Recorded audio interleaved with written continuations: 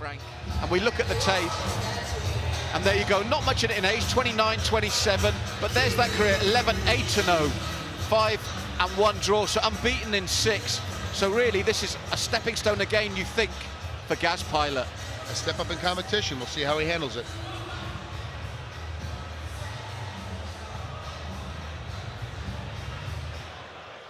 Ladies and gentlemen, streaming live across the globe, Facebook.com/Lonsdale. We are ready for 3 5-minute rounds in the Bantamweight division. This is BAMMA 17, sponsored by Lonsdale and SportsDirect.com. Introducing first, fighting out of the blue corner, an MMA specialist. He stands 5 feet 7 inches and 3/4 tall. He weighed in 135.2 pounds. Has a record of 11 wins, 8 losses, and 0 draws, with 7 by way of submission. Representing Chris Ree's Academy from Swansea, Wales, Dino Gambatesta!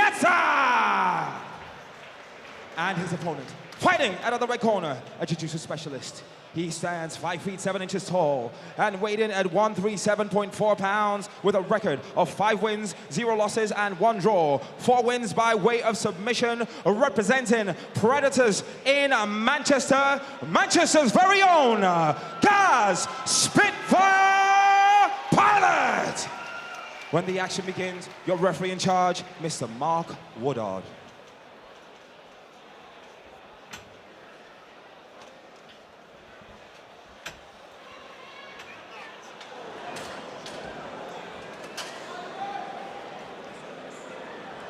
So Mark Woodard, our referee, tells them if they're both ready, and here we go, Gambatesta against Gareth Gaz Pilot from the Predators.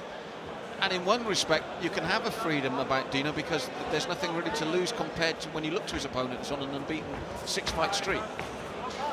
You always have to worry about the guy that hasn't lost yet because he doesn't really know how to lose.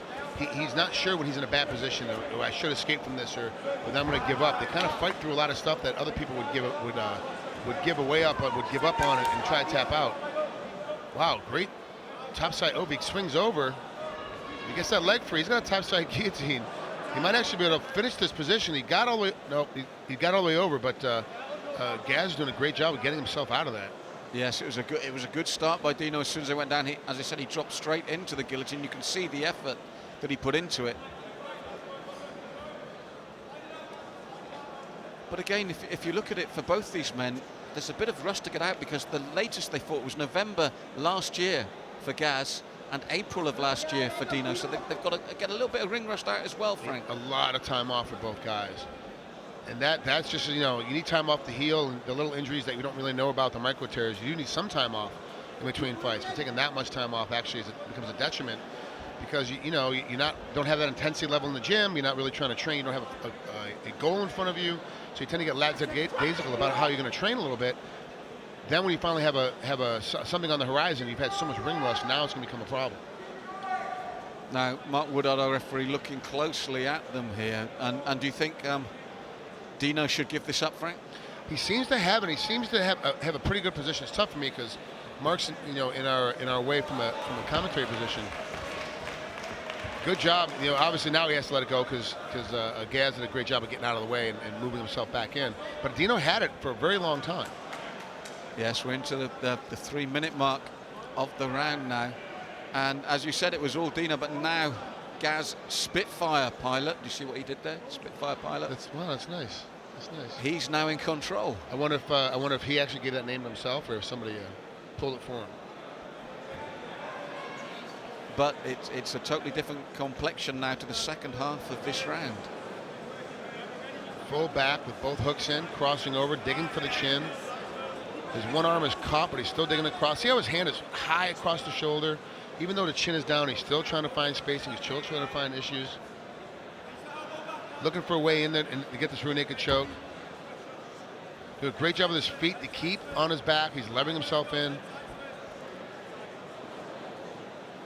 And really, what would you like to see Dino trying at the moment? Because, I mean, he's turtled up and he's not allowing himself to be flattened out, but there's danger of that happening now.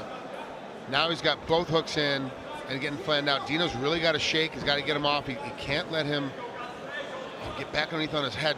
That's what I was afraid of. His chin is still down. That's it. Well, from the moment they switched position, he was sort of relentless, but in a real methodical way, Frank. Inch by inch, and that's one of the things that you know, like catch wrestling and real and amateur wrestling kind of gives up on from Brazilians. You know, that we could learn from Brazilian Jiu-Jitsu, that you get something and you take your time, you weasel your way into it. It's so difficult to get to a rear naked choke in that position because there's so much happening. There's so much when you're on somebody's back, but he just kept sneaking in. And every position change, he kept getting the arm tighter. And every position change, you might lose a hip, but he got the arm tighter around the neck. He just slowly, and that's traditional, old school style of Brazilian Jiu-Jitsu. Dino spent a lot of time on this, didn't he? So much time, I think now at the end of it, that he burned his arms out.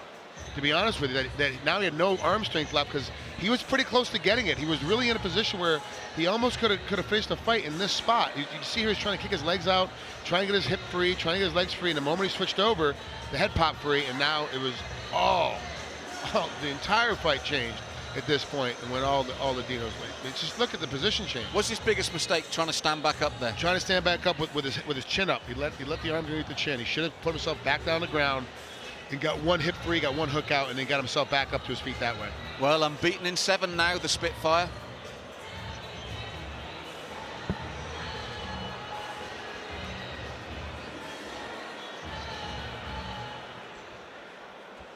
This bout ended in 3 minutes and 8 seconds of the first round. Your winner by rear naked choke in the red corner, Gaz Spitfire.